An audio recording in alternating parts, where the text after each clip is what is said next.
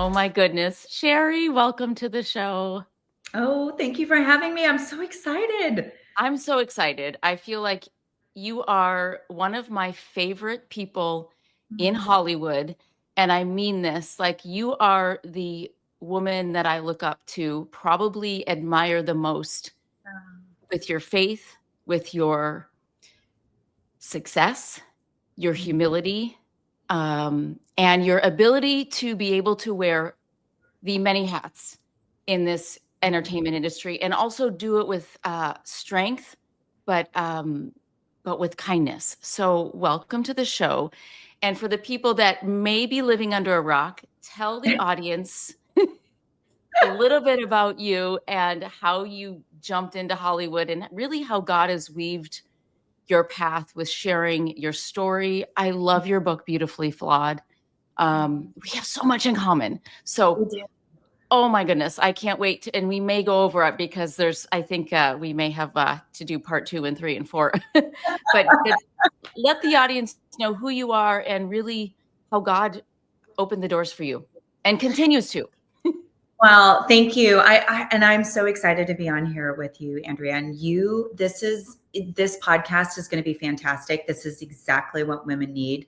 You are so authentic and transparent, and you as well are one of my favorite people because I think that your story is what impacts people so greatly. And you have done all things in the industry. You're a businesswoman, you're a leader, you're a mama. You're just in it and you're going each and every day. But what I love too is seeing your heart. You're so compassionate. There's so many things. Anyway, you and I can have this love fest. You need to come out and visit me so we can have some Yes. time together. But I look at how God moves and how he works and how he has a great plan for our lives. And I so believe that because I can look back on my story and see how he has really been the author and the artist really of Mhm. the step that I've taken. There was nothing, how do I say this? I wasn't pursuing acting. I wasn't pursuing the industry. That really wasn't part of my story. And as you know, with Beautifully Flawed, I kind of share a little bit of that. I had this kind of Mhm. crazy life for many years, and really, my whole life was once I ended up meeting my husband, who I've been married to now.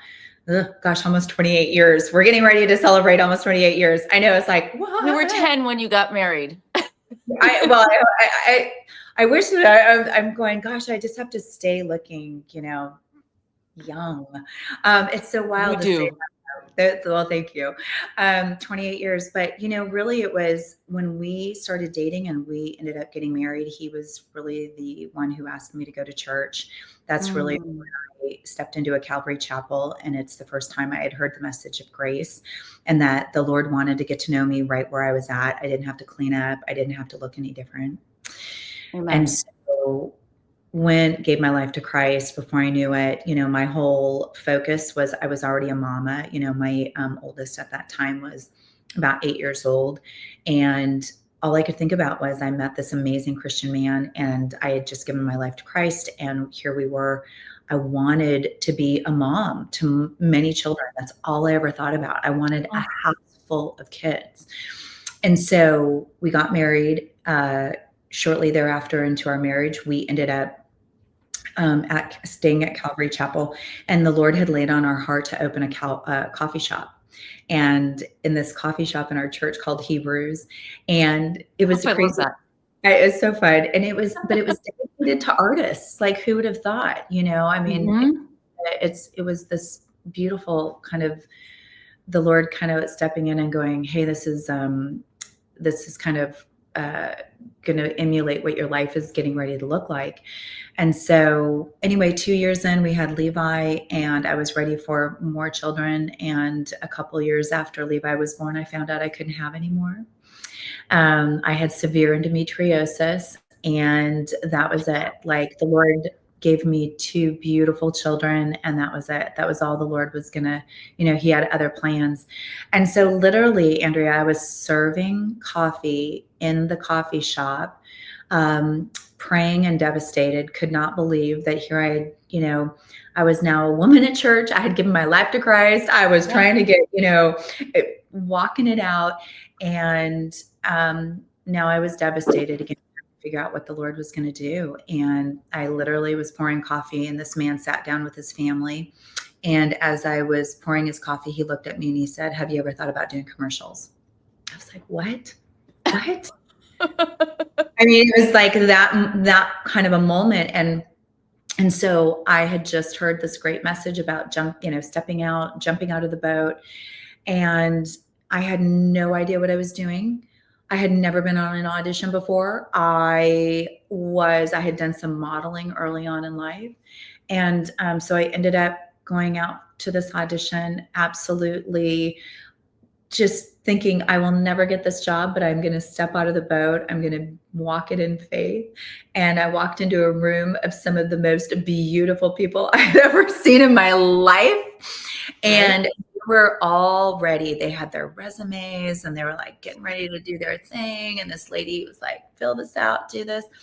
And literally that was the beginning of my career. I walked into a room, had nothing to lose, did the audition, thought, well, here you go, God, I've obeyed you. And I walked out and I got the job, and I've been working ever since. Wait, so I did not know this story. Was this in LA? Were you in LA at the time? No, I was in Phoenix. So you got the job in Phoenix. In Phoenix. Isn't that funny how God is constantly showing us that he's boss and that we just have to show up and give it to him, and he works wonders? 100%. I think that's been my entire life. I really did realize that between that job and several other things that the Lord was doing, and then all the way to moving to Los Angeles, it really was about me just being obedient to say yes, not knowing where God was getting ready to take me, but just being in that moment to go, oh, okay, so as long as I say yes to you, and I'm fully committed to that yes, you're going to do things far greater than I had ever anticipated or expected.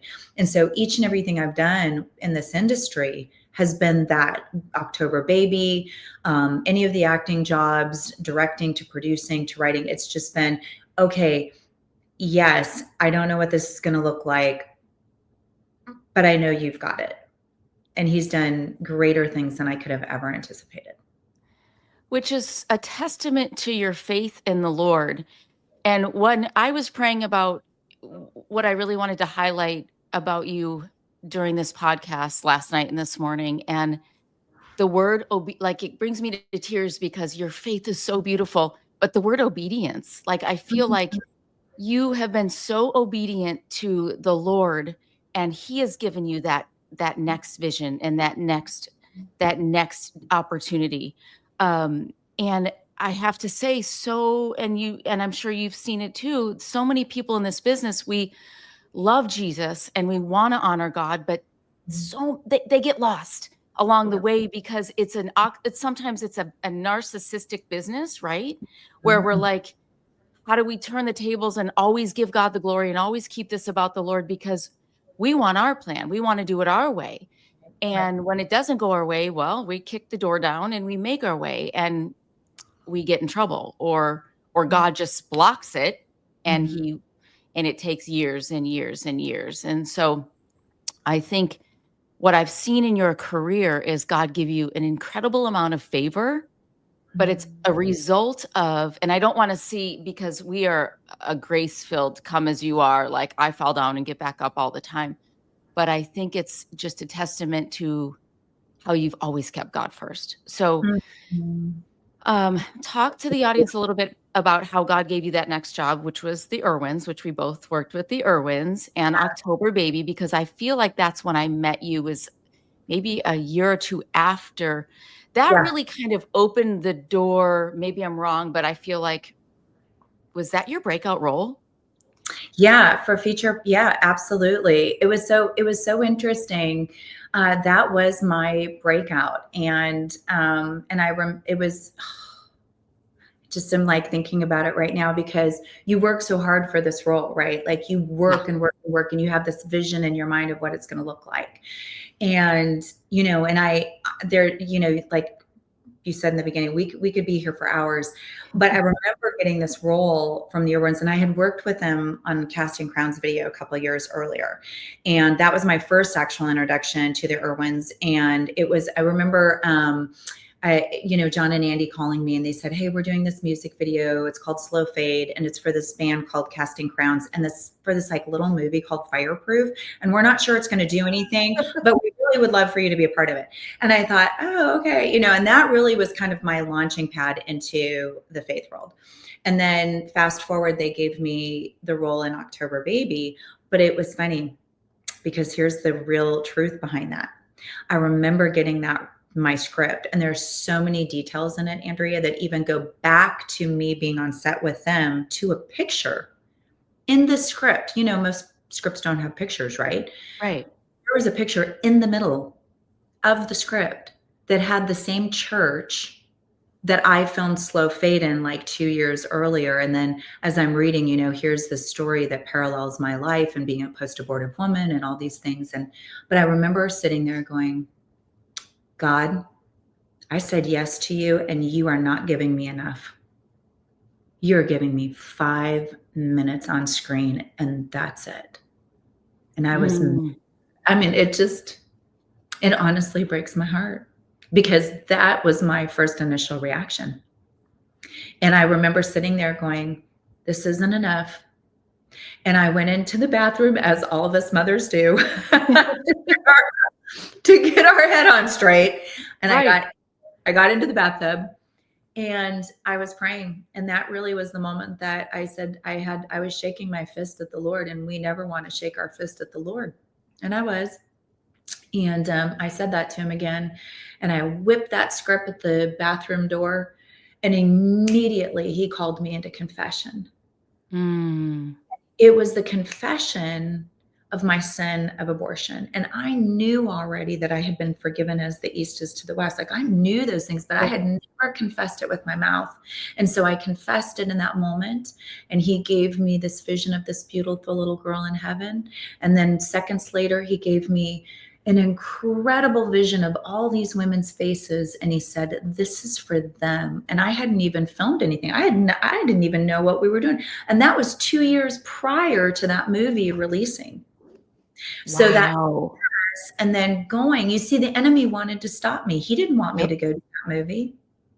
And there's been yeses all along there. So that was my breakout role. And that was a big yes, because not only was I in Hollywood talking about being post-abortive, talking about abortion, talking about being pro-life, talking about all these things, but here it was. And the Lord was like, "You have a choice. You can either walk in obedience or not." And look where he's taken me. So. Oh my goodness. And how old were you when you went through an abortion? Were you in high school? No, I was actually in my early 20s. So I had already had my son, Donnie, who's my oldest. Yep. And then, I was in my early 20s. I was in another relationship that wasn't going to end in marriage. And I had taken so much, I went through so much being a pregnant teen and feeling shame and abandonment. And here's what I would say. I was able to think through this process going, I can hide an abortion because nobody will ever know. Right. But I can't hide being pregnant again. And that's what was the ultimate. There was some things that and I thought, I cannot let anybody see me go through something else in my life that could shame me or make me feel that unworthy, really just messy, right? Like just messy. And so that's when I made the decision to have the abortion. And you now speak around the world to encourage other people and other women about that very thing. So God is using your testimony to help other women walk through this and walk through the shame and how to heal whether they've gone through an abortion or questioning abortion or, Mhm. really, I love your stance because, like you said, the enemy loves to put shame on us because we hide the ugly parts of us. But oftentimes God uses those ugly parts to bring others to his kingdom. Right. And I feel like that's our similarities between our stories. While I didn't go through an abortion, I went through other things and a failed marriage and, we all feel like failures, that we've all fallen short. And it does say that Mhm. even in the word that we do fall short. Right. Um, but God uses our brokenness Mhm. to not only redeem us, but to bring others to him. And so that's what I love is your authenticity and your transparency. Um, Mhm. and you just deliver healing words. I don't even think you realize it, but so eloquently and effortlessly that God's anointing is on your life to really be a big sister in this industry.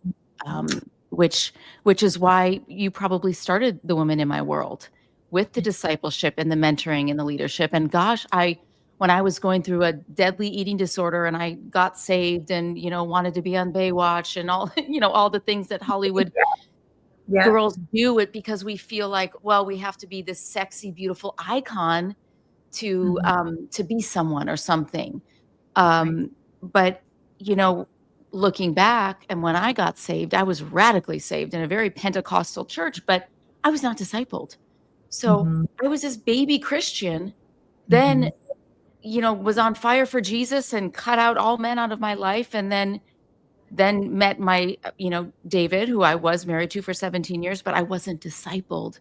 So I was Yeah. this broken little girl on fire for Jesus, but I didn't know how to navigate healing when it came to, oh my gosh, like now I'm a born again Christian Right. and what is my view as a role as a woman in this industry? Mhm. And like myself, put my dreams and desires. I said, God, if you want me to act, like it's yours. I don't know how to do this as a Christian. Yeah. Um, so tell me a little bit about what you do. And I want to get into directing and also you receiving an award with your, let's see, what was it? Identity crisis, right? Divine influencer. Divine influencer. Okay, so I'm Yeah, reading I Identity Crisis. think we have some Um, awards for identity crisis too, but divine influence board. But yeah, I want to, it's so funny because going back for a second, I think one of the things you said about even taking a step back, thinking about, and it'll lead into the Women in My World, is that, when I said yes to October Baby, I had no idea what God was getting ready to do with me, right? Like there was no, 2 years of, I don't know what you're going to do with me. I don't know where you're taking me. But I mhm, remember being in this position where the Lord was like, I'm going to use everything that you've been through. And that's what it says, right?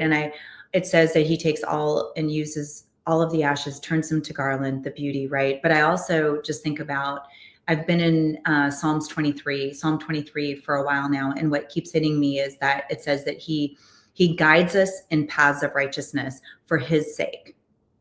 mm, I thought, what a statement that everything in our lives, whatever he's doing in our lives, whatever path he's leading us in, he takes all of that and uses it for his name's sake. And so how do we do that and do it well? And I remember thinking, here I've been put in a situation where I can love on women who have had abortions, yes. who have been teenage mothers, who have also gone through infertility. I could walk through all these different places with these women and love on them and be an encouragement. Mhm. And I never realized in my entire life that the Lord was ever going to use any of those pieces of my life to do what he was about to do. And so then when the Women in My World came along, as I was already in Hollywood at the time, my husband and I had moved to Hollywood in 2009. We had lost everything in 2008, like literally everything fell apart. Yep. Yeah, Same. everything gone. And I remember my husband, I was like, I think God's calling us to Hollywood. And he's like, how do I sell farming equipment in Hollywood? And he was like, I don't know. And I was like, well, this is one of those yeses again, baby. And we have to go because that's where God's calling us. And sure enough, God just started opening all these doors. And down to the largest company that we deal with in the agricultural industry was in Torrance, California at the time. And so again, you walk out in obedience and trust, right? So by the time we get to Hollywood, now I'm working with John Kirby in this little acting class in Hollywood. And he has the best of people in these classes. And I mean, they are working actors, everybody from the Jim Caviezel's of this world to Chrissy Metz to, I mean, he had people flowing in there, Jeff Bridges. And I'm just sitting there going, I have no idea what I'm doing here. God, what am I doing here? And through then I was ready to quit. And I walked in that night and I was done. I was here. I was like, I'm out. See ya. Peace out. That's what was getting ready to happen. And I'll never forget. That was the night the Lord spoke to me and he said, you're here for these women. And I looked around the room and I saw the brokenness and I saw women, beautiful women that were all incredible, just in who they were, believers, non-believers, but that, they all were struggling with this topic of, I'm not enough. I'm never going to be enough. I'm not tall enough. I'm not short enough. I'm not the right hair color. I'm not the right eye color. I mean, it goes on and on and on, right? And so by the time you're so beaten down, and so then the Lord started just to grow this ministry inside of me. And he said, start to bring women in your home, praise my name first, and then pray. And I went from 2 women to 25 overnight. And we started to study identity, the attributes of God, how he sees us, our talents, our gifts, our weaknesses and our strengths, because we never want to talk about our weakness. But really in the word, it says that's what he uses, right? That's right. He's the strongest when we're in our, in that weak nature that we're in. And so that's what we started doing. And so then I went from doing this every Tuesday morning. I had girls living in and out of my house the whole time. My house was a revolving door. Wow. Revolving.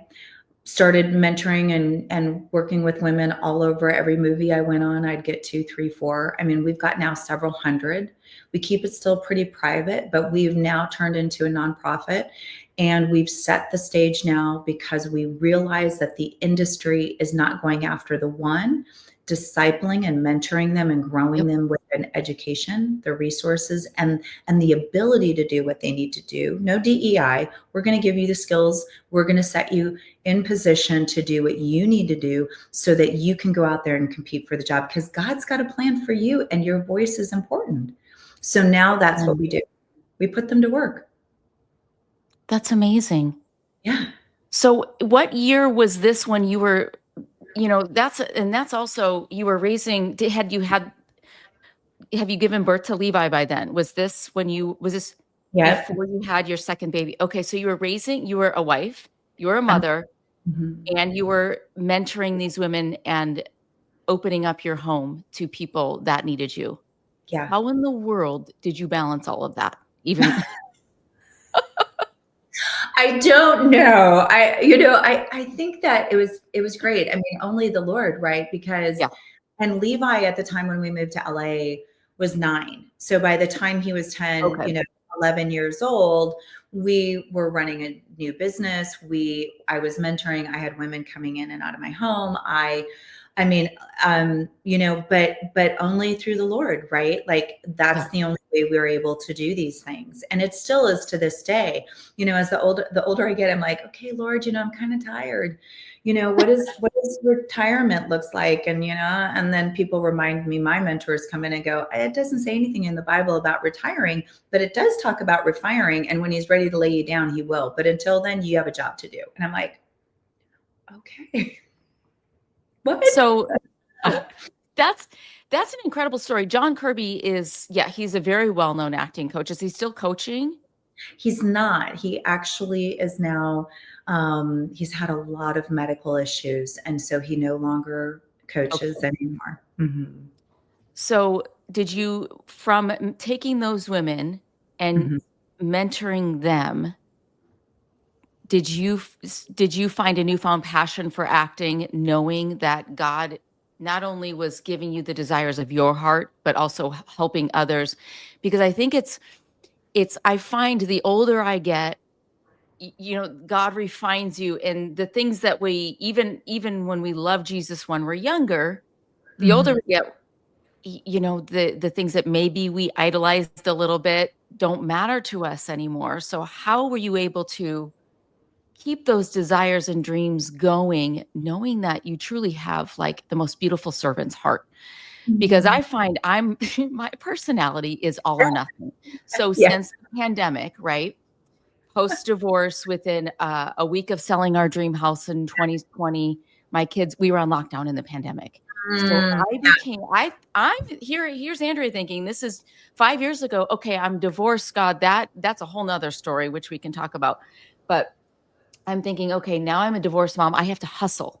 I'm like, I don't know where my next job paycheck, like I have to yeah, hustle.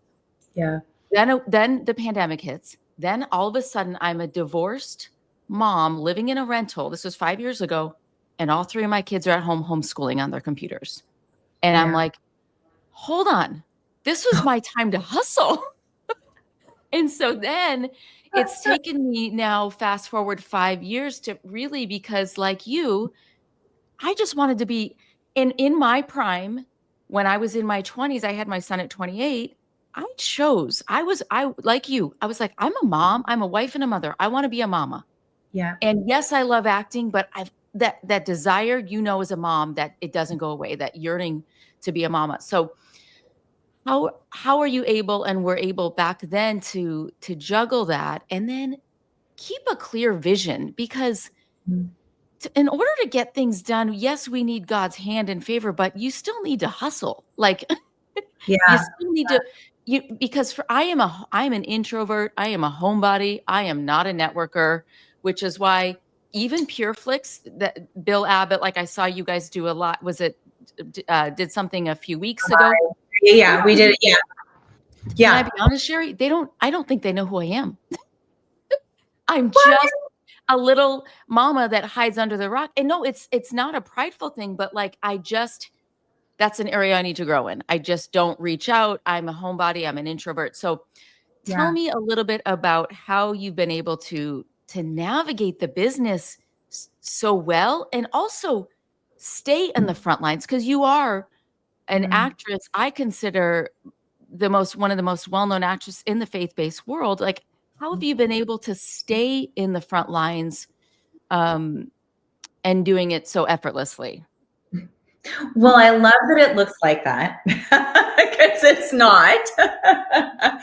And gosh, I'm with you though. I'm an introvert too, and um, I'm the awkward girl. I'm always the awkward one. I go to a party, or I'm in the middle of something, and I don't. And people always go, "It doesn't seem like that," but it is. I'm the one I standing would kind of. never guess that. Oh, yeah, yeah, yeah. I'm kind of the one standing in the corner, and I want people to come over and talk to me, and I want to engage with them, but I'm quiet. Or when people do start talking to me, I get awkward because I don't know what it is. It's just I don't know what. But I'm an introvert too. And I think that it's again, and I know that sounds so. When people say this all the time, but it's a God thing, right? Like, so God. It's really true. It's only Mm, God. And I do think that I knew back in probably 2007, 8, that the Lord was going to take me in and out of the acting arena so that I would kind of move from acting into directing or producing, like wherever he was good. But he always was kind of sharing with me through different things. And you know, because I have this thing that I do with the Lord all the time called mapping, and kind of watching the people that he brings in and out of my life, and how mhm, he, mhm. and then what he's speaking to me at the time, and how those people are kind of coming in, and what I'm doing, and where they're at in the industry, or where they're at in ministry, and so I kind of knew I was going to move into this next section of what we call entertainment. But it's hard for me because I don't think that I'm one of the top in Christian. No, I mean, I'm like, You are. Well, thank you. But I just, and because I look at all these people and I go, oh my gosh, there's so much more forward ahead of me. They're great influencers. They've got it down. Like they know what they're doing every day, or, they're out there auditioning and they're putting those things up first. And I will be completely honest with you, Andrea. Like for me, auditioning was pulling teeth until last year. It was the first time last year where all of a sudden the Lord completely shifted my mindset. And it was like, I want you to go into every audition and I want you just to enjoy it. Mm. Love it. Don't evaluate it. Don't evaluate yourself. Don't critique yourself. Cause I'm like, I'm getting old. I'm got wrinkles. I had a gray hair pop up, like those Right. things. And Right. God, like, no. And so it really was the first time that I started to love what I was doing. And I would get in the camera and I'd be like, okay, I'm going to start kind of back into my acting again. And, but I've walked in every audition over the last 13 months, every single one of them. And I've said, I'm going to have the best time at this and I'm going to rock this out and I'm going to enjoy the process. And if I never get a phone call back, I am just blessed beyond measure that I got it. And this last year in doing that, it was such a shift in my mind. I went to producers 3 times on major networks. Didn't get them, but went 3 times to these, shortlists and then in Wow. tasting rooms. So that changed for me. I've tried to be very proactive, I think, for me in the industry to stay connected with my tools. What do I need to have?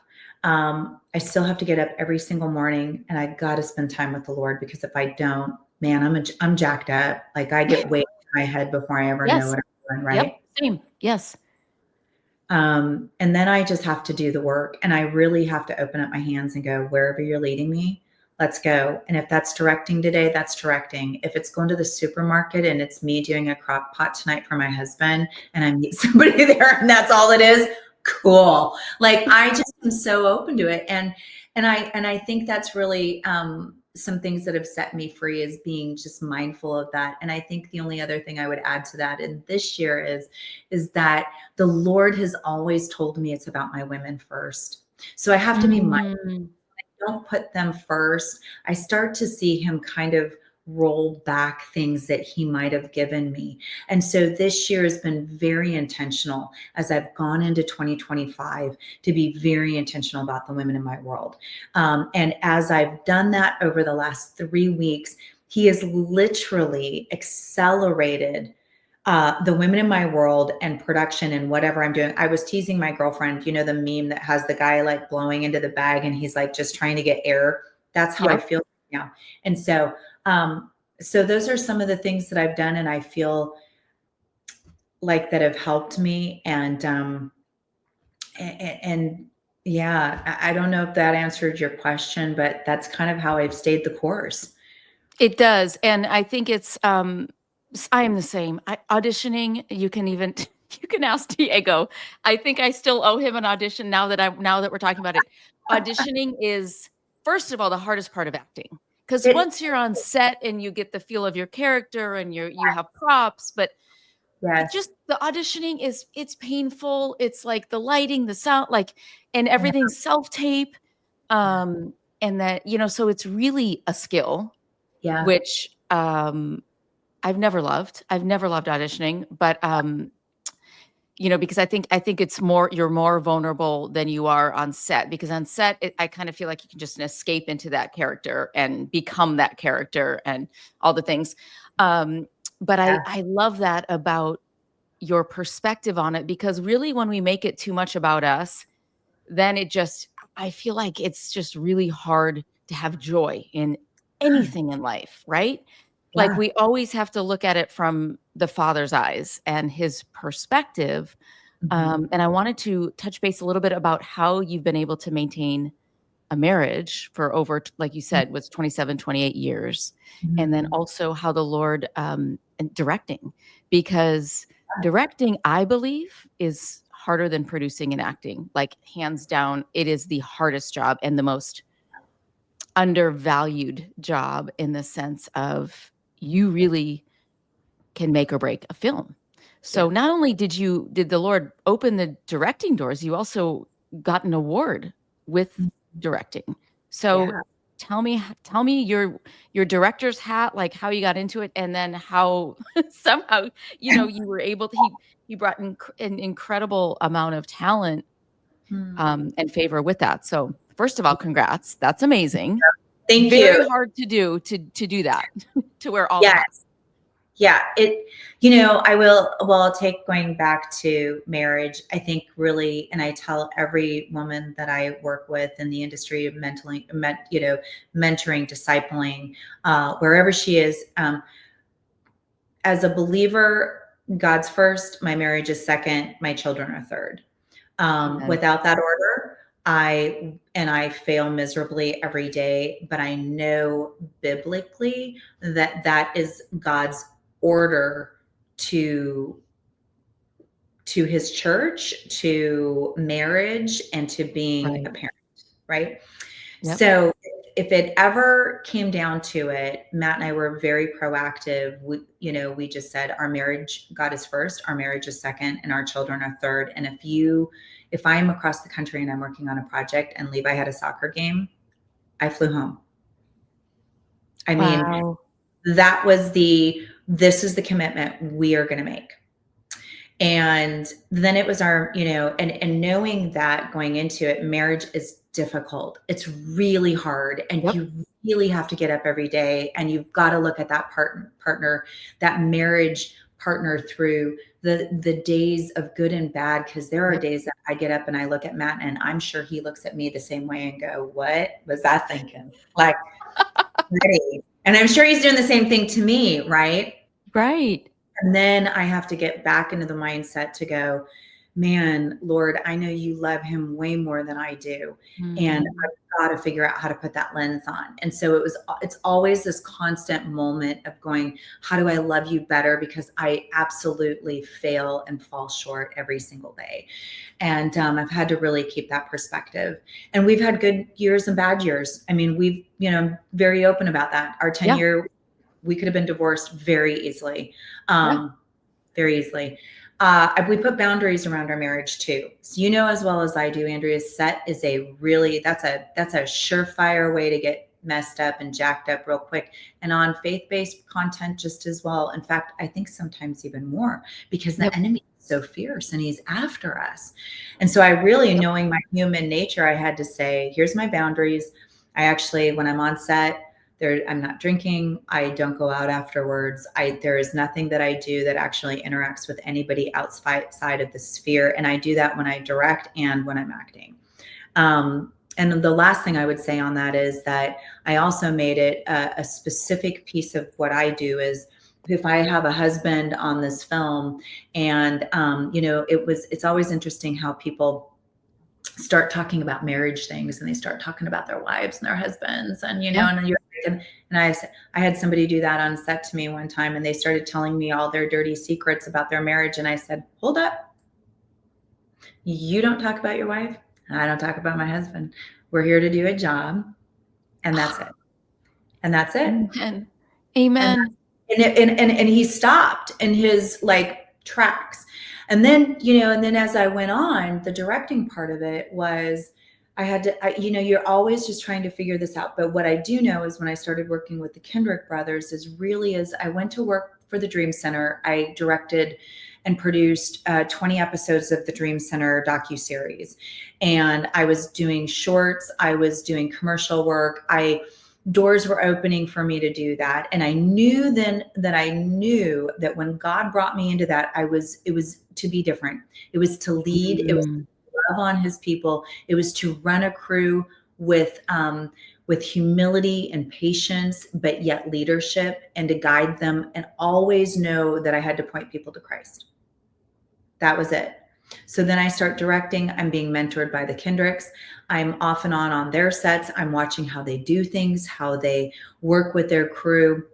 that will be my absolute process. And so I believe the spirit that goes into a project is the spirit that goes out. And so talking about the award, I believe with divine influencer and any project, and that is a no-negotiable, a non-negotiable for me when I work on a project. I step onto set. I run my team the way that I run them. We pray and we do a devotional Yep. and take that time and we give it all up to God. And then I run my set and my crew a certain way, and I get to love on and encourage and empower the talent Mm. and in front of the camera to be the best that they can. And that's the skill I believe that God's given me. So when it came to the award, what I felt like was that this was an award, the Epiphany with Movie Guide. It Yep. was an award that for best streaming, and it felt right. It felt like this is where God it was his award, and it was for his cast and crew, because we gave it up every single day to him, and it was to honor him with all that we do, all that we say, and the project itself. I feel like you need to do a mass PSA for any Christian that enters Hollywood, because I wish I had you, I mean, I tell you what, it is so beautiful, and the Kendricks and you do it so well because the intentions are pure. The set, starts with a pure heart. It's spirit-led, not carnal. And I can say that, unfortunately, my marriage did not last because of those very things. And Satan loves to kill, steal, and destroy. Yes. It doesn't matter how strong we are in Jesus. It doesn't matter how many Bible scriptures we know, how much of a bubble we live in. It says that in the word, he roams around like a prowling lion, seeking whom to destroy. And Yep. I'm a testament, and I think our marriage is a testament of we fought hard from the get-go. It was a battle, and spiritual warfare is real. Yeah. And that's what we have to know, is that yes, we are here for the Lord, but man, you got to put that armor on. And I feel like anytime that we feel unguarded and vulnerable is when he can pounce. And so thank you for being one of those pillars, the pillar of strength, and for doing that, because we need more of that. And it sets the tone, because especially when you're the director and even the actress, our environment, I always, if I could tell, and I would love for you to tell the audience too, but if I could tell anybody walking into this business, you got to be careful what you're walking into, especially if you're sensitive. Yeah. I wish somebody would say, know your spiritual environment, because as an empath, you can pick up on all this other stuff that not necessarily is yours. So it's like you have to really have accountability. You have to be covered. You have to set boundaries, which is what you did, Yeah. which is so important, because set is a messy world. It is. Well, you know what they always say? They say it's like summer camp. Right? It's fantasy land. Fantasy land. People are serving you, everybody's having a good time. It's a different environment for all of us. And I do believe that on our faith-based, and in those areas even more so, the enemy wants to kill, steal, and destroy. It says in Genesis, when it talks about Cain and Abel, the Mhm. Lord says to Cain, why is your countenance? And he talks about the countenance. And when you think about that, that's that high and low, right? We're either happy, we're low. And especially I think as creatives, we're kind of always high and low, right? It depends on what we've encountered. How are we, are we the ones that are the lead? Are we not the lead? What are we feeling in those moments? Because we're so driven by emotion, right? And Yep. the Lord reminds him in that moment that sin is at the door, literally. And I think about that all the time when I'm on these sets, because the enemy Yep. wants to tell me, you're no good, you're Yep. unworthy, performance wasn't that great. Oh, Yep. wait a minute, did you actually get the shot? Oh, wait, you're really not. Yeah, you don't even look good on camera. Oh, stupid, stupid, stupid stuff. And all of a sudden, sin finds that little kind of breakthrough there. And all of a sudden, he just kind of starts weaving in there different little things. And before you know it, And I always say this, and that I'll probably get in trouble for saying it, but some cute guy walks up to you and he's like, "Oh my gosh, that was the best performance ever. Oh, you're beautiful." Right? Right? Flattery. We love to be flattered, right? We love to be flattered. We love that. And all of a Yep. sudden, we're like, "Oh." And I just knew, I knew from me and my human nature and what I was susceptible to. If Yep. I didn't set boundaries, I knew where it would go. And I really had to do that early on. And it was to protect my marriage, myself, and my children. And it's something I have to make sure that I do every time. Every That's right. time. Because this, going back to the spiritual world, the spirit of lust, no matter how sanctified we are, the spirit of lust and the familiar spirits and the little feel good flattery comments, like, oh my goodness, because we are not fully healed, right, until the day that we meet Jesus. So a lot of times we're like these souls that have all these little crevices, and the little inner child inside of us is just Mhm. seeking love and attention and affirmation. Like, that's our flesh. Right. And who doesn't love that? Oh, Um, a couple things I want to ask before we close is, did you ever, because you're open about your career, and like you said, you've had tougher years from in your marriage, but did you ever have a prodigal moment where you were like, um I know I'm going to choose this, but did you ever have a moment in the last 20, 30 years where you're like, I am in the wilderness and I don't know where God is in all of this? And how did he bring you back to his arms, or to just knowing that, um, it all works out, even when we are kicking and screaming and we want to run away from God because we think that his way is not the best way? Have you ever had one of those moments that you can recall in life? too many. Too many to list on this podcast. Um, I do think a lot of that prodigal daughter, there's been so many in my life, but I will say what we spoke about October Baby. Yep. It really was a transforming time for me. And I remember getting that script, and I had been working so hard, and I had so many people doubting me. When we went to Hollywood, I had my entire family telling me I was crazy, that I could not be hearing from the Lord. I mean, even at that time, Matt didn't really, he was not really convinced that this was the avenue that the Lord was taking us. And so I was up against a lot. And I remember thinking to myself in that moment, you know, why would I say yes to you and you give me 5 minutes on screen? And I had no idea what the Mm. Lord was going to do. And so I think that was a real prodigal time, because I then went through 2 years before that movie came out thinking, now what? Now what? I Mhm. had I'd shared my testimonial with the Irwins. There were little things kind of happening here and there, but not enough to be very significant to make it look like it was the launching pad, right? And I've had those moments with multiple projects, and that's a whole nother show for you and I to talk about. Um, but that was probably a moment for me for 2 years that I really started to kind of come unglued, because I couldn't see what God was doing. And I Mm. him. And so then when the movie finally launched, it was all of a sudden everything that he had been showing me and kind of working through for 2 years, but he had to sit me down, and he had to get me in his word, and he Mhm. had to this woman back to a place where he was strengthening me and building me, because what I was about to embark on was not about me, but it was about those sea of women's faces. And I had to be able to handle every story that was going to be delivered to me. And those women would stand for hours to meet me afterwards to share their brokenness. And I had to take that on and be able to take it, give it to the Lord. And he was preparing me for that. So that was my moment. And then I had to come back and repent. But the Lord is so good to us, because he opens his arms up and he's like, here we go. You've just repented. You're ready to go. And I'm going to give you far greater things than you ever thought. And he's done that. Mm. Gosh, that's so good.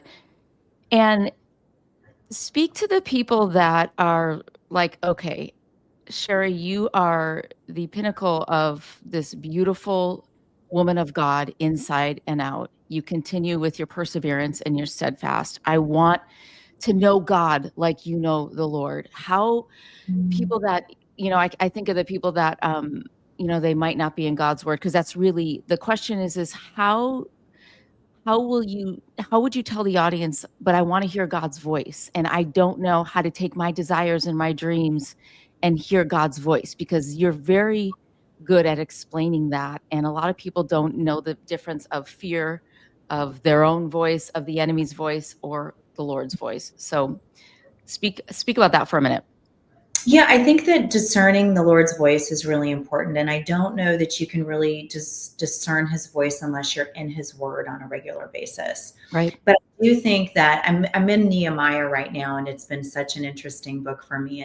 And it's really, you've got to get in, you've got to be able to look at what the Lord is, asking him right as you get into the word every day. God, what do you have for me? What are you Mm, what do I need to take on and learn that I haven't seen before? Because it's living, it's breathing, it's new. It's going to give us something in this season today that we didn't have even a week ago or a month ago or a year ago, because it's living and breathing and new. So what do you have for me today? And so, mm, that's something that's really important. And so when I'm in the word and I am confessing and I am spending time with the Lord and I'm praising through the tears, because I don't get what he's doing in the moment, but I'm willing and I'm able to cry out to him and still praise his name. That's when I can start to really hear and discern his voice. But I'm mm. a good listener too, right? And so Yep. I always have to start with, is this my desire or is this your will? And that's where I also have to dig in, because my desire is going to look a whole lot different than the will. Ooh, that's right. That's good. That's just true. And so he leads us in the paths of righteousness for his name's sake. And when I start to put these filters on through his word, I can really then start to hear and discern what he's saying versus the world. And that's really how I have to do it each and every day. Oh my gosh, I love that. I love that. Mhm. That's good advice. And what is a dream of Sherry's that is bigger than you could ever ask, think, or imagine? Because the Lord says that He gives us dreams that we could, beyond our wildest desires, and He Yeah. does give us the desires of our hearts. And sometimes we're afraid to ask or put it out there because it sounds self-serving. But what is one thing that we can put out there that is something that would be a huge dream of yours that you would love to see before you meet Jesus? Yeah, it's such a good one. Because again, putting that paper bag on, going, is this really for me, Lord? Because I don't think I can breathe through this. Right. Uh, I want to run a studio. We're working Mm. toward that right now, and I really want to recreate the vertical studio that was intended for so many years ago, where we have this beautiful umbrella of people creating great content for God, and it really does cover all. Mediums that allow for incredible talent. I want to build up in talent. I want to build talent for Christ. I want to have those as our influencers that we see each and every day. I want them to grace the screen. I want them to live in the music and the radio and television and film and podcast. And I want to see that. And I want to pour into other women for them to do that too. And I want to see this beautiful representation of discipleship in our studios that really does Mm. glorify and honor God each and every day in the work that we do, because that's the way we will inevitably change for the world for Christ for generations Yep. to come. And that's the dream, and that's where what I'm doing, I hope, each and every day, working towards that. I love that. That's a big dream, and we had talked about that, last year previously, but it's Yeah. so doable. And God is not poor. I mean, we just, it's like the Field of Dreams, the baseball movie. If you build it, they will come. And so I am coming into agreement, because I can already see that come to fruition, and we'll just be praying that the Lord brings in the right people and investors, because Thank you. there's never a time now we see evil straight in the face all over, that Every we day. need his redemption and his glory and Yeah. his hope. It's, Oh my gosh, Sherry, thank you so much. How yeah. can we find you, and what are you working on currently? So definitely at Shari Rigby, all my platforms, the womeninmyworld.org. I would love for people to, just jump on, check out what we do for the womeninmyworld.org. Our YouTube channel, The Women in My World as well. We're just kind of launching and getting more things up there and going. When I say we, Claire Urita Lee is my partner in crime in the Beautifully Flawed Productions. We're actually launching a new company, which is that vertical system called 12 Gates Entertainment. And we have acquired over the years different books. And so we have adapted them now into actual audio dramatic podcast series. So we are putting talent to work. We have Wow. already, yeah, we've got a whole studio set up downstairs actually, and it's ready to go. And we, through the Women in My World and different partnerships, we're actually taking those books. We're putting women and men, but women primarily to work in all different facets that we're getting ready to launch these platforms. And we've hired writers that have already written. We've got all the devos written, the art's written, the music's being created right now. And we are doing some really cool things. We've got some new movies coming up. I just came off of County Rescue. I was an That's actor right. and directed on that. And so I've got some new things with that. But yeah, so Women in My World and Shari Rigby stay connected. So Oh my gosh. I would just like a tenth of your energy. I Yes. no, I don't know where it comes from either, but I know the Lord keeps telling me to not. He's always like, keep moving, because I do think one day if I actually stop and I sit down and not move, I like sitting on my couch too.